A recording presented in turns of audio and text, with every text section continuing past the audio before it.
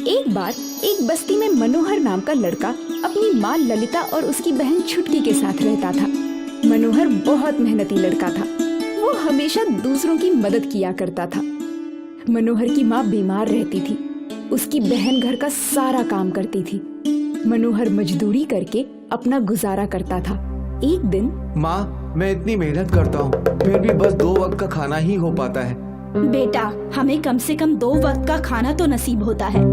कुछ लोगों को तो वो भी नहीं मिलता। थोड़ी देर बाद मनोहर वापस अपने काम पर जाता है। वहाँ श्याम आता है। श्याम मनोहर का दोस्त होता है और कहता है, क्या यार, तू भी जब देखो काम करता रहता है।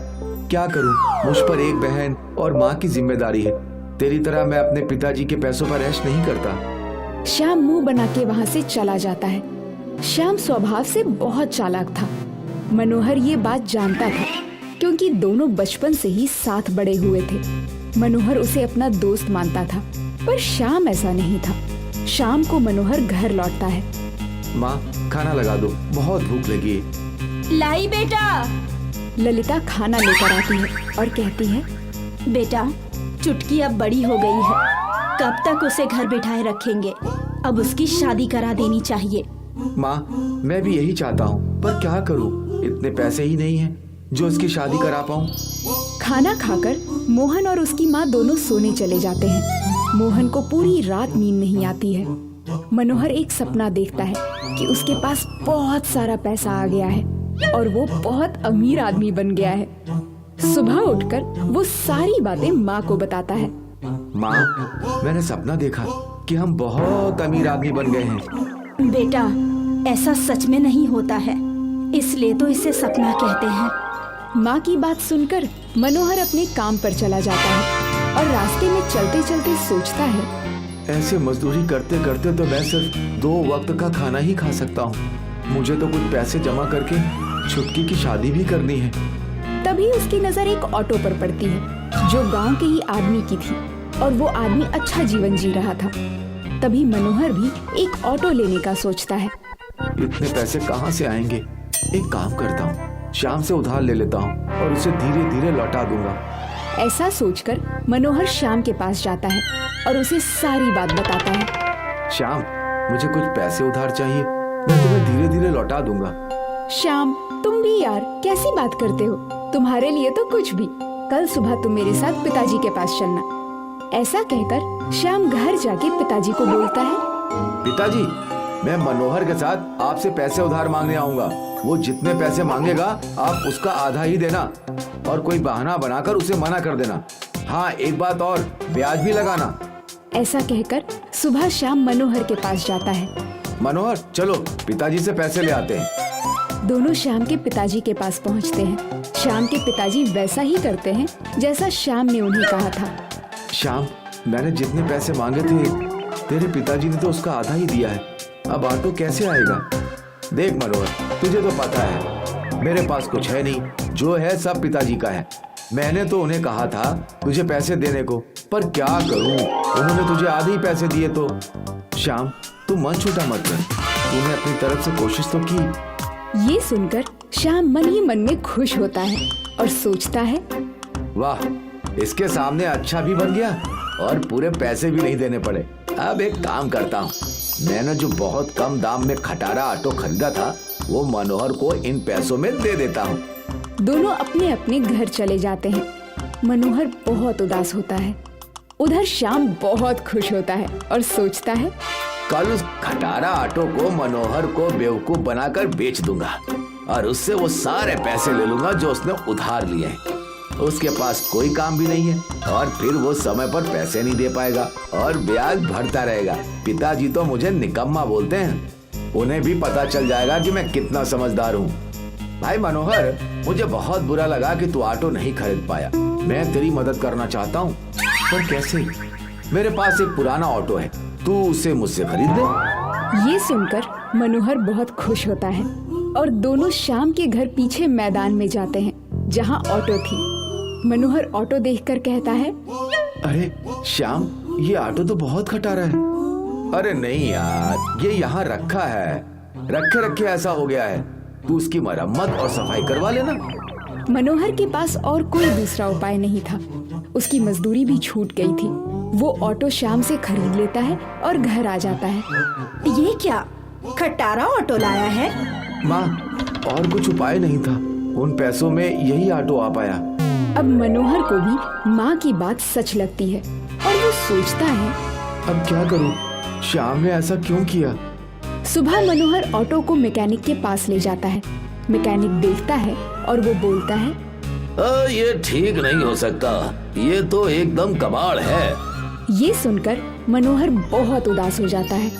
मनोहर उदास मन से घर की ओर चलता है। तभी रास्ते में उसे एक बूढ़ी औरत गिरी मिलती है। कोई उनकी मदद नहीं कर रहा था। मनोहर हमेशा दूसरों की मदद करता था। मनोहर उस बूढ़ी औरत की मदद करता है। बूढ़ी औरत मनोहर को एक सिक्का देती है, जिसे लेकर मनोहर घर आ जाता है। माँ, अब मैं क्या करूँ? उस मैकेनिक ने कहा ये तो कबाड़ है, इसे रद्दी के दाम में भी कोई नहीं खरीदेगा। माँ मनोहर को चुप कराते हुए कहती है, बेटा तू मत रो, भगवान सब देख रहे हैं। तूने कभी किसी का बुरा नहीं किया, सबकी हमेशा मदद ही की है। भगवान तेरे साथ भी अच्छा ही करेंगे। थोड़ी देर बाद मनोहर अपने आप को संभालते हुए माँ को रास्ते में हुई बात बताता है और उन्हें सिक्का दिखाता है। बेटा ये सिक्का संभाल कर रखना, ये उस बूढ़ी औरत का आशीर्वाद है। ठीक है। उसके बाद मनोहर ऑटो में बैठकर कहता है, मैंने सोचा था कि ऑटो ठीक हो जाएगा तो पैसे कमाकर छुटकी की शादी करूंगा और सब ठीक हो जाएगा, पर ऐसा कुछ नहीं हुआ। कोई बात नहीं। ये कहकर मनोहर ऑटो शुरू करने के लिए चाबी को ऑटो में घुमाता है।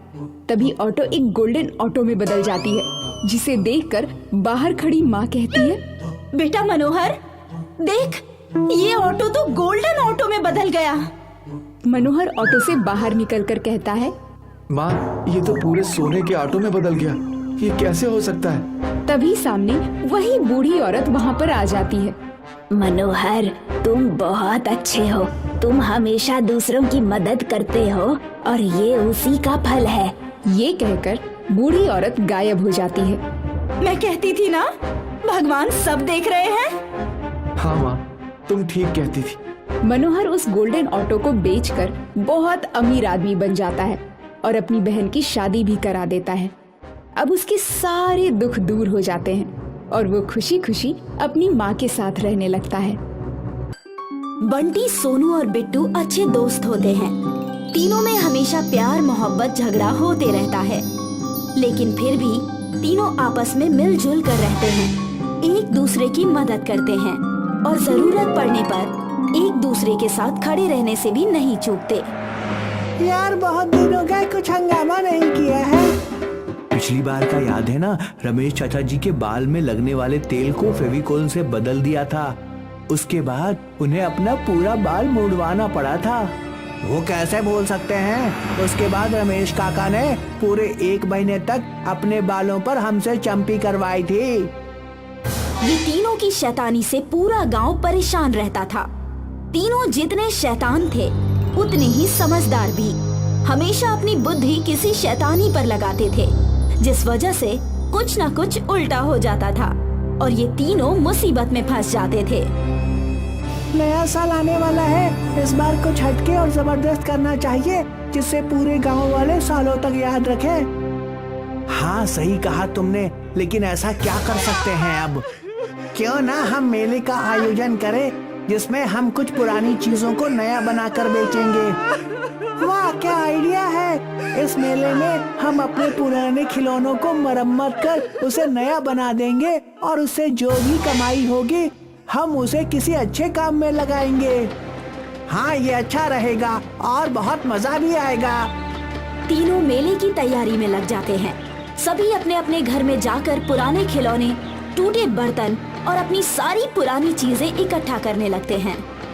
अब क्या नया नाटक शुरू है तुम लोगों का? अब किस शैतानी की तैयारी में जुटे हो? इस बार हमने नए साल पर मेले का आयोजन करने का सोचा है, जिसमें हम पुरानी टूटी फूटी चीजों को नया बनाकर बेचेंगे और उससे जो भी कमाई होगी उसे हम नेक काम में लगाएंगे। वाह, तुम लोगों का आइडिया तो बहुत अच्छा है। सारे काम ध्यान से करना। वरना फिर से गांव वाले तुम्हारी शिकायत लेकर मेरे पास आ जाएंगे।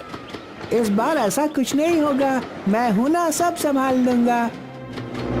इतना कहकर बंटी अपना सारा सामान उठाकर आगे बढ़ जाता है और उसे लेकर जंगल के पास वाले पुराने बंद पड़े सरकारी स्कूल में जाता है। वहीं तीनों मिलने का प्लान करते हैं।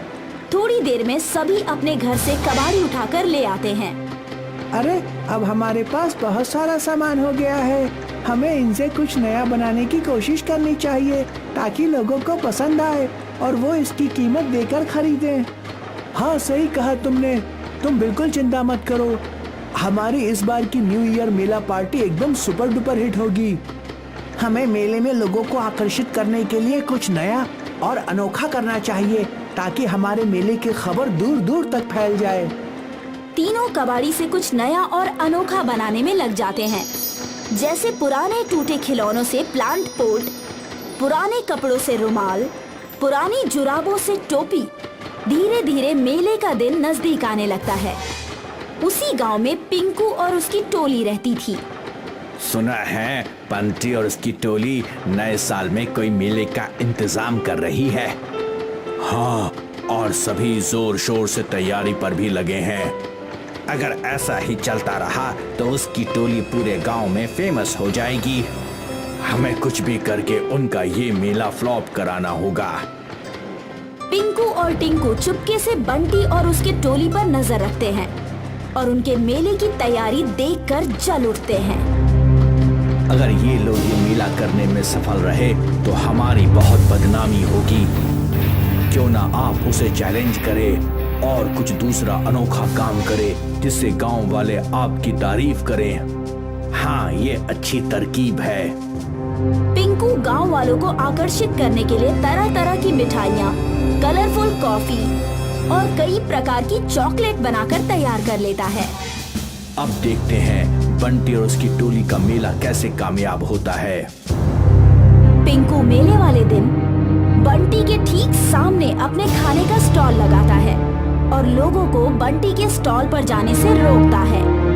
गांव वाले हमारे स्टोर पर आइए और कोई भी 2 सामान खरीदने पर 2 मुफ्त पाइए। ये ऑफर केवल आज के लिए ही है। सारे गांव वाले बंटी के स्टॉल पे ना जाकर पिंकू के ऑफर से आकर्षित होकर उसके स्टॉल पर ही जाने लगे। अगर ऐसा ही चलता रहा तो हम बर्बाद हो जाएंगे। हमें ग्राहकों को लुभाने के लिए कोई आकर्षक चीज लानी होगी।